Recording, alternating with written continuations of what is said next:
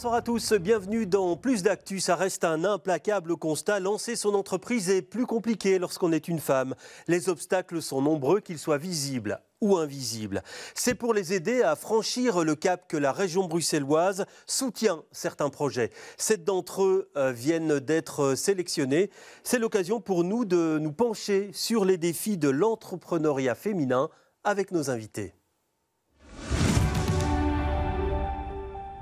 Voilà, des invités que je vais vous présenter tout de suite en commençant par vous, Anna Bonnier. Bonsoir, vous êtes la coordinatrice de l'entrepreneuriat féminin chez Hub Brussels. Et puis j'ai le plaisir d'accueillir aussi Juliette Malherbe. Bonsoir, vous êtes la fondatrice de Hire. C'est une association qui facilite l'accès au financement pour les entrepreneuses et vous avez été sélectionnée par la région bruxelloise, donc soutenue financièrement. Mais tout d'abord, une question pour vous, Anna. Un chiffre pour résumer la situation. 70% des indépendants sont des hommes. Comment on explique cette différence entre entrepreneuriat masculin et féminin ? Alors, j'ai envie de revenir sur ce chiffre. 70% sont des hommes et donc 30% des indépendantes sont des femmes. Mais ce qu'on voit aussi, c'est qu'il y a une évolution. Et ça, c'est intéressant de le voir. C'est qu'aujourd'hui, plus d'indépendantes travaillent, en tant que donc, les femmes travaillent qu'en 2018. Donc, il y a un certain engouement. Mais, comme vous dites, il y a encore du travail pour arriver à la parité. Donc, on est encore à 20% de la parité. Et pour ça, on va en parler avec Juliette. Mais et avec vous, il y a des freins encore qui existent. Et c'est aussi pour ça qu'on a lancé cet appel à projet. Oui, alors Juliette Malherbe, vous êtes, vous, une entrepreneuse. Prenons votre cas personnel. Vous avez vraiment rencontré des difficultés spécifiques parce que vous êtes une femme ? Alors, dans mon cas, c'est de l'entrepreneuriat social. Donc, c'est différent aussi que les entrepreneuses qui se lancent avec leurs projets pour faire du business. Mais effectivement, je suis beaucoup en contact avec ces femmes entrepreneuses qui me rapportent des problèmes qu'elles ont. Soit elles ne sont pas au courant de toutes les sources de financement qui existent, soit elles font face à des biais qui existent et des problèmes pour lever des fonds. Alors je le disais en introduction, 7 nouveaux projets retenus par la région qui vont être aidés financièrement. On va un petit peu en parler avec vous, Anna. Il y a par exemple un soutien aux entrepreneuses ukrainiennes. Ouais. Ça va prendre quelle forme ça ? Alors en fait, donc c'est Lena qui a lancé ça. C'est une entrepreneuse qui était entrepreneuse en Ukraine pendant 15 ans. Et donc elle a fui la guerre comme énormément de femmes. Et elle est arrivée à Bruxelles avec cette envie d'entreprendre. Parce que souvent quand on est une entrepreneuse, on le reste. On l'a dans l'âme. Et donc, elle avait envie de se servir de son expérience pour partager ses compétences d'entrepreneuse à des femmes ukrainiennes qui, elles aussi, voulaient entreprendre à Bruxelles. Et donc, pour ça, elle organise donc, des séances d'information en ukrainien pour les aider en expliquant tout l'écosystème bruxellois, comment il fonctionne pour ensuite les dispatcher vers les différents services. Oui, parce que dans les projets retenus, on voit aussi un soutien aux mamans solo qui veulent se lancer dans l'entrepreneuriat, soutien aussi aux femmes ayant traversé un burn-out. On voit vraiment que vous avez cherché à trouver des profils différents dans cette idée de soutien. Alors en fait, là, c'est la 3e édition de l'appel à projet. Donc chaque édition a un peu sa marque. L'année dernière, on avait un gros focus sur la tech et le financement. Cette année, on se rend compte aussi que la société évolue et il y a des sujets dans lesquels on parle aussi beaucoup. La santé mentale au travail qui touche aussi beaucoup les femmes, les mamans solo qui souhaitent entreprendre, là qui font face vraiment à des importantes barrières, les femmes ukrainiennes, mais également le sujet de la tech qui revient. Donc on finance également tout un incubateur tech, le financement, un sujet qui domine. Et ensuite les ASBL, donc les femmes qui ont envie d'entreprendre en lançant une ASBL, entrepreneuriat social, etc. Il y a aussi un accompagnement spécifique auquel on veut répondre. Donc chaque besoin, finalement, a son programme d'accompagnement. Oui, parce qu'on peut se dire, quand on est maman solo, avec les difficultés qu'on rencontre déjà, quand on sort d'un burn-out, est-ce que c'est vraiment une chose à laquelle on pense, se lancer dans l'entrepreneuriat ?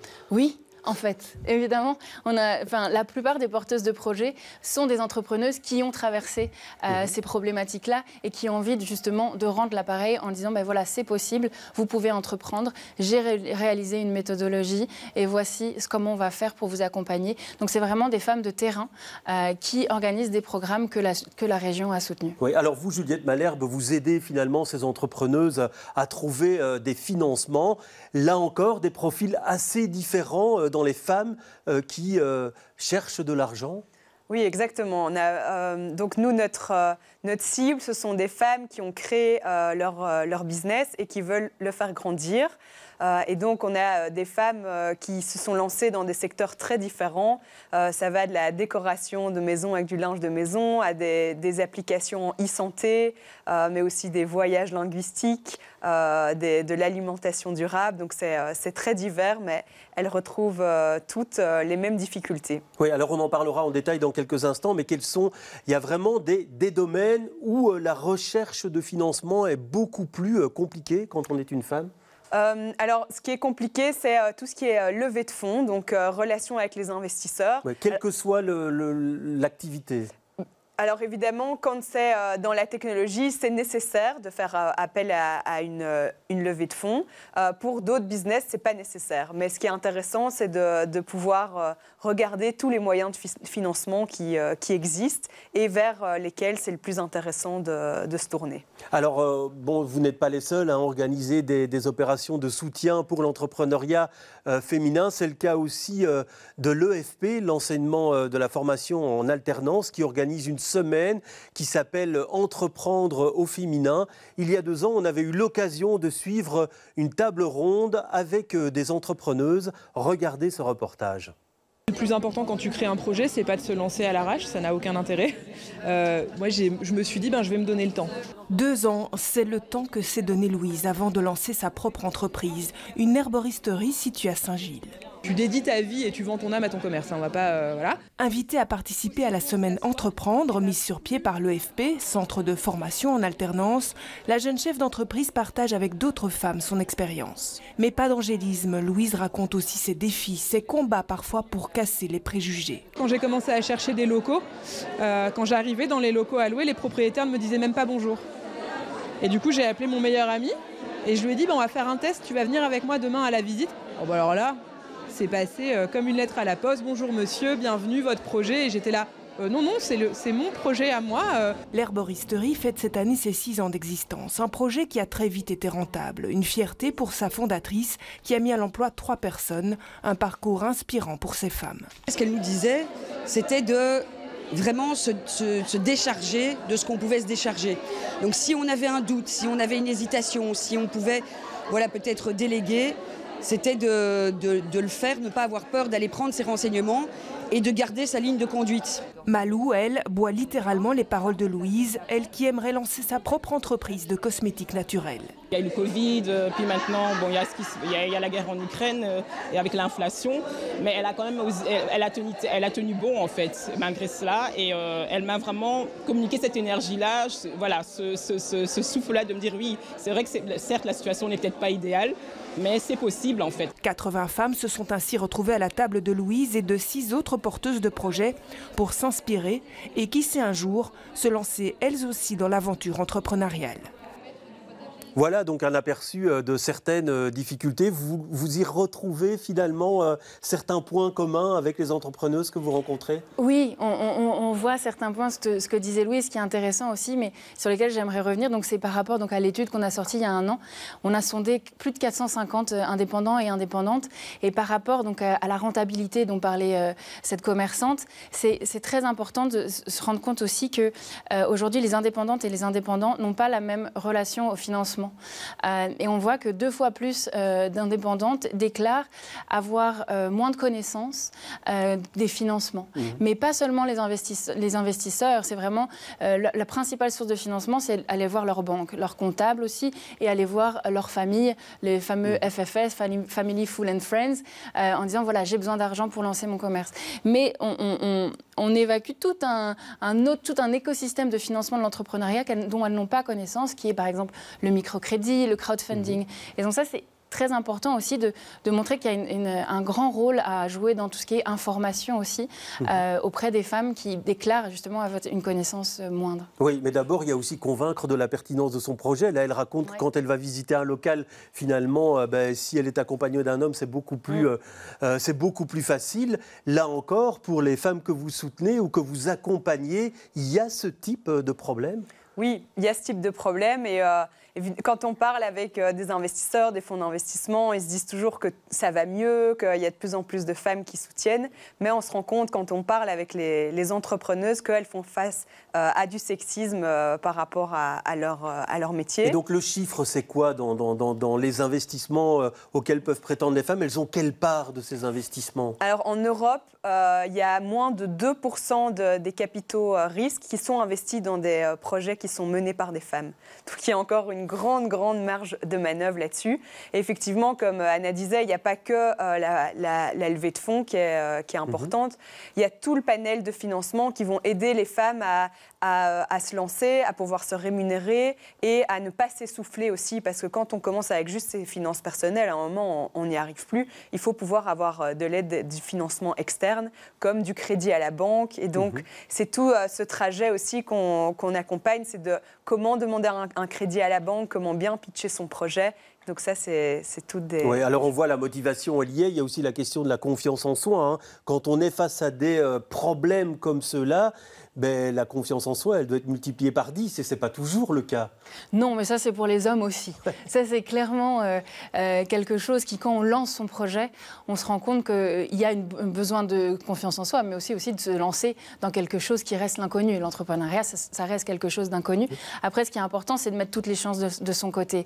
Et c'est vrai que dans le lancement et dans la création de son entreprise, on se rend compte, encore toujours cette étude qu'on a lancée, que les femmes déclarent avoir une connaissance moins importante en matière entrepreneuriale et surtout sur le business plan. Et donc ça peut aussi faire peur, c'est-à-dire prendre connaissance de qu'est-ce qu'un business plan, son tableau Excel, mettre avant d'aller chercher des fonds, vraiment mettre sur papier ce à quoi on va aspirer plus tard. Mais on a l'impression que les premières difficultés, c'est combattre les stéréotypes en fait. Oui, mais ça dépend aussi, je pense, de quelle femme. Combattre les préjugés, on voit que cette entrepreneuse, elle a dû le faire. Elle a dû le faire, oui. Ouais. J'ai envie de rassurer aussi les commerçants qui ont envie de se lancer. Tout le monde ne fait pas face à un propriétaire qui va faire de la discrimination. Mais c'est clair qu'en tant qu'entrepreneur, entrepreneuse, on fait face à des barrières et plus en tant qu'entrepreneuse. Et comme on parlait par rapport aussi à cet appel à projet, quand on est sujette à des minorités finalement de vie sociale, burn-out ou être maman solo, c'est clair que ça démultiplie le risque. Oui, et je pense qu'il ne faut pas non plus victimiser les femmes. Il y a cet aspect-là, mais qui existe et qui est réellement présent. Il y a aussi l'aspect, comme on disait, de confiance en soi et d'oser aller demander de l'aide, ce qui parfois est moins facile pour les femmes. Et donc, c'est d'oser aller présenter son projet, trouver des sources de financement externes ou de l'aide externe. Oui, parce que vous me disiez, il y a des barrières invisibles, parce que les investisseurs, ils ne se rendent pas compte finalement que les femmes, ils les soutiennent moins. Oui, exactement. Alors aujourd'hui, quand on parle avec des fonds d'investissement, ils disent c'est quoi ce chiffre de 2% ? Nous, on est à presque 30%. Et donc, il y a certains fonds qui maintenant, mais c'est assez récent, qui calculent aussi le nombre d'hommes par rapport au nombre de femmes qui soutiennent et dans lesquels ils investissent. Mais il reste... Nous, on a aussi le retour des entrepreneuses qui nous disent que quand c'est une femme qui est en âge d'avoir un enfant, il y a beaucoup de réticence et c'est dit verbalement que c'est un frein aussi pour les investissements. Et donc, c'est sur ces sujets-là aussi qu'on veut travailler, qu'on veut essayer de changer les mentalités. Et puis, il y a tout ce qui est biais inconscient, comme si c'était en fait parfois vu comme un risque d'investir dans une femme solo qui a son business. Mais en fait, on voit dans les études aussi que le return on investment, donc le retour sur investissement sur des projets qui sont menés par des femmes, est 2,5 fois plus important que chez les hommes. Oui, alors effectivement, et je lisais une étude réalisée par le réseau Diane, l'initiative de l'Union des classes moyennes, qui a aussi une partie des entrepreneuses qui au début souffrent du syndrome de l'imposteur, comme on dit, qu'elles ont l'impression qu'elles n'ont pas leur place dans ce monde-là. Ouais. C'est quelque chose que vous rencontrez encore, ça ? C'est quelque chose que l'on rencontre, parce que donc, le réseau Diane fait partie du réseau Women in Business. Donc c'est un réseau d'une quarantaine de structures qui accompagnent les femmes entrepreneuses à Bruxelles. Et en fait, ce qui est important de voir aussi, c'est qu'il y a entrepreneuses, il y a différents types d'entrepreneuses et il y a différents besoins. Et on remarque en fait que certaines entrepreneuses ont besoin d'accompagnement sur le leadership parce qu'il y a un syndrome de l'imposteur. Après, ce syndrome de l'imposteur existe aussi chez les hommes, mais on le remarque dans les accompagnements que l'on soutient, c'est que voilà, en plus, ça fait partie d'un package, si je puis dire. On les accompagne sur des compétences spécifiques, la comptabiliser, leur business plan, mais aussi avoir comment parler en public, etc. Le leadership pour essayer de dépasser en fait ce syndrome de l'imposteur et ensuite d'aller vers plus une confiance en soi. Mais donc c'est pas une partie à même d'un programme, et ça fait partie d'un tout où on apprend aussi une expertise particulière pour lancer son entreprise. Oui, alors vous, Juliette, vous connaissez bien le domaine de la tech, le développement technologique, tout ce qui est lié à l'économie de plateforme, par exemple. Est-ce que là, ça reste encore plus difficile pour les femmes de s'y lancer dans tous ces développements liés à la tech? Alors, la barrière, là, c'est qu'il y a peu de femmes dans la tech. Alors, quand on lit tech et entrepreneuriat, qui sont deux domaines où les femmes sont sous-représentées, c'est encore plus difficile pour elles. Et donc là, il y a aussi aujourd'hui, je pense, beaucoup d'initiatives qui sont mises en place pour que les femmes et les filles du plus jeune âge soient sensibilisées à tout ce qui est tech. Mais on voit aujourd'hui aussi que dans tout ce qui est secteur de la tech, beaucoup de femmes, enfin il n'y en a déjà pas beaucoup, mais celles qui y sont quittent parce qu'elles se sentent en minorité et ce n'est pas toujours facile d'y rester. Pourtant, on a besoin de femmes dans la tech parce qu'aujourd'hui, ça façonne notre monde et que s'il n'y en a pas, il y aura des biais pour toujours qui sont dans toutes les technologies qu'on utilise. Oui, mais là, on dépasse un petit peu votre sphère d'action, puisque c'est quelque chose qu'il faudrait faire dès le plus jeune âge. Alors, on ne dit pas que ça ne se fait pas, mais en tout cas, quand on voit les résultats, pas assez. Non, mais par contre, il y a des réseaux en non-mixité pour les femmes dans la tech. Et ça, c'est hyper important. Et on le voit, en fait, les femmes... qui ont un peu un sentiment d'imposteur, etc., préfèrent se retrouver entre femmes pour parler de sujets spécifiques. Et donc on a Further, par exemple, qui est un réseau de femmes spécialisées dans tout ce qui est Bitcoin, tout ce qui est réalité virtuelle, etc. Et donc ça, c'est très important aussi de voir qu'il y a des initiatives spécifiques pour dépasser en fait ces biais et pour que finalement les femmes prennent ce soutien entre elles pour ensuite continuer leur parcours entrepreneurial dans les secteurs très masculins encore, qui sont comme la tech par exemple. Et donc c'est important de soutenir ces réseaux et on le voit, je pense aussi avec Hire, que la partie communauté aussi est très importante de se soutenir entre ça, c'est quelque chose de crucial et qui est vraiment très apprécié dans les programmes qu'on propose. C'est des femmes qui sont sujettes aux mêmes difficultés et le fait de pouvoir s'entraider, de ne pas se sentir seule, c'est quelque chose de très important. Oui, parce qu'on voit aussi l'accès au réseau finalement de contact est parfois plus compliqué pour les femmes. Avoir comme ça entre une communauté autour de soi, ça aide finalement à développer ce réseau. Oui. Et on voit aujourd'hui, en fait, beaucoup d'événements de networking sont vers 18h, la pire heure pour des mamans. Anna et moi, on sait de quoi on parle. Et du coup, en fait, là, on a aussi envie de lancer plus des lunchs qui permettent de pouvoir connecter à des heures qui sont plus agréables pour les mamans, pour les femmes qui veulent se lancer et se sentir entourées et de pouvoir discuter aussi des problématiques parce qu'on n'a pas toujours besoin d'un expert pour répondre à une question, mais en fait, de pouvoir s'entourer d'entrepreneuses qui font face aux mêmes difficultés, c'est clé. Oui, alors vous n'êtes pas à votre premier appel à projet. Non. Qu'est-ce que ça a donné finalement, celles qui ont été soutenues lors du premier appel à projet? Qu'en est-il de leur business aujourd'hui? Alors, je n'ai pas toutes les statistiques par rapport à tous les porteurs de projets, mais il y a plus de 250 femmes qui ont été accompagnées, donc par rapport aux 8 projets de la première édition. Et ensuite, donc, certains projets s'adressaient plus à des femmes qui étaient à l'étape d'idéation de leur projet et d'autres qui étaient déjà entrepreneuses. Ouais, idéation, vous voulez dire quoi? Idéation, pardon, c'est des personnes qui ont une idée de projet entrepreneurial et qui sont incubées pendant plusieurs mois pour ensuite se lancer et avoir tous les outils, tous les contacts pour pouvoir se lancer.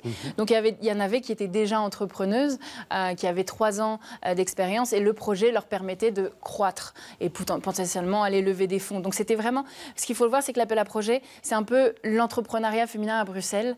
C'est très représentatif. Vous avez à la fois des personnes qui sont à la phase d'idée et qui se développent, mais aussi des start-upeuses qui sont là mais qui ont besoin d'un accompagnement spécifique. Donc c'est vraiment, mais voilà, il y en a eu 250. Et vous avez un tableau de bord sur ce que ça a donné On a un tableau de bord, on les suit, on suit les lauréates, mais c'est ensuite à Juliette et aux autres lauréates de les suivre. Mais nous, on peut voir spécifiquement que voilà, on a eu 250 personnes accompagnées et qui continuent de promouvoir aussi les programmes auxquels elles ont fait partie, parce que ça leur a beaucoup importé. Et ce qui est important de dire aussi, c'est que c'est des programmes gratuits. Et donc ça permet aussi de rendre accessibles ces programmes qui parfois sont payants et donc mettent aussi certaines personnes sur la touche. Oui. Alors vous, Juliette, avec votre ASBL, vous avez aussi déjà une expérience derrière vous, puisque vous proposez un accompagnement et un soutien pendant 10 semaines. Qu'en est-il finalement du résultat maintenant que vous voyez les premières entrepreneuses que vous avez accompagnées? Oui, donc on a accompagné 2 cohortes d'une vingtaine d'entrepreneuses. D'abord, on peut voir la communauté qui est créée, parce qu'elles continuent à beaucoup se voir, à travailler entre elles, donc on sent cette entraide. Il y a eu beaucoup de mise en contact aussi avec des banques pour tout ce qui est crédit. Et puis, on a 3 entrepreneuses qui ont levé des fonds dans le courant de cette année. Donc, on voit que ça a apporté des fruits grâce aux contacts les contacts qu'on a pu créer, mettre en contact avec des relations importantes dans le monde du financement, mais aussi les contacts entre elles. Oui, et donc, qu'est-ce qu'il reste à faire? Puisque cette conscientisation, vous la faites finalement de manière indirecte en aidant ces femmes. Qu'est-ce qu'il faudrait en plus pour conscientiser les investisseurs, selon vous? Alors ça, c'est donc un deuxième volet sur lequel on veut travailler, parce que comme je disais, donc, il y a toute ce besoin de connaître l'écosystème, mais d'un autre côté, il y a besoin aussi de changer l'écosystème qui est mis en place et donc les personnes qui ont les fonds. Alors aujourd'hui, dans les fonds d'investissement, c'est 85% d'hommes. Donc déjà, c'est plus compliqué aussi pour des femmes de présenter leur projet. Mais il y a aussi, nous, on a cette volonté de vouloir de pouvoir parler du sujet et de se rendre compte que, en fait, quand les femmes présentent leur projet, parfois elles sous-estiment le besoin en financement qu'elles ont besoin. Elles osent pas, elles se rémunèrent pas parce qu'elles se disent qu'elles doivent d'abord mettre en avant d'autres choses. Et donc, c'est vraiment sur ce sujet-là qu'on veut travailler avec des fonds d'investissement pour pouvoir se rendre compte qu'on n'évalue pas un projet féminin comme un projet masculin, parce qu'elle va demander parfois moins, mais c'est pas pour autant que le projet n'est pas aussi important et impactant et va faire autant de bénéfices qu'un autre projet. Oui, vous avez aussi cette idée-là qu'on n'évalue pas un projet féminin comme un projet masculin? Alors ça va dépendre des investisseurs, mais aussi des banquiers. Enfin, avec ma collègue Audrey, l'année dernière, on a rencontré beaucoup de structures de financement pour les sensibiliser justement à cette thématique via notre étude, en disant, voilà, aujourd'hui, il y a plus de la moitié des femmes qui considèrent ne pas connaître en fait les structures qui existent et vous connaître, vous, structures de financement. Mais comme le disait Juliette, c'est très important aussi de se rendre compte qu'aujourd'hui, les femmes entrepreneuses indépendantes se payent peu. Elles sont plus de 52% à être payées de moins de 20 000 € par an en indépendante principale. Donc c'est vraiment très très peu. Oui, on n'en vit pas, quoi. Très difficilement. Oui, ou très difficilement. Ouais. Et donc ça, ce qui est très important, c'est de montrer qu'il y a un rôle à la fois sur le côté de rentabilité, business plan, d'accompagnement et d'information, mais aussi tout ce qui est financement, d'arriver aussi à aller pouvoir toquer vers les banques. Et une banque, à partir du moment où elle est sensibilisée aussi à cette question de la disparité en fait, entre les hommes et les femmes sur l'accès au financement, ça va faire avancer les choses. Donc c'est un travail de longue haleine, mais qui, je trouve, est en train de vraiment se structurer depuis quelques années années. Et donc, on y avance doucement, mais sûrement. Oui, ben on espère. Hein. Et les entrepreneuses qui nous regarderaient ce soir et qui auraient envie de se lancer, vous leur diriez quoi? On commence par où, Juliette? Alors, on commence par s'inscrire à la Money Academy. Donc ça, c'est via votre association. Hein, ouais. C'est ça. Non, je pense que ce qu'il faut, c'est avoir un réseau. En fait, il y a beaucoup de femmes qui se lancent aussi solo. Qui sont seules à la tête de l'entreprise parce qu'elles ont envie de plus de flexibilité. Mais du coup, c'est vraiment les montagnes russes, l'entrepreneuriat. Et donc, s'entourer de personnes qui vivent la même chose, c'est super important. Ouais, en moins de 20 secondes, vous diriez quoi? Allez sur le site internet de Women in Business, parce que qui référence tous les appels à candidature, donc des lauréats de l'appel à projet. Donc, en fonction de leurs besoins, elles peuvent postuler, candidater aux différents appels à projets, mais aussi aller sur notre catalogue qui référence plus d'une quarantaine de structures qui peuvent les accompagner en fonction de leurs besoins et aussi d'aller voir l'agenda où il y a plein d'événements. Et donc ça sur un site dédié qui s'appelle Women in Business. .hub.brussels. Très bien, merci beaucoup. Merci en tout cas pour toutes ces explications. Plus d'actu, c'est terminé pour ce soir, mais je vous retrouve demain avec beaucoup de plaisir. Très bonne soirée à tous.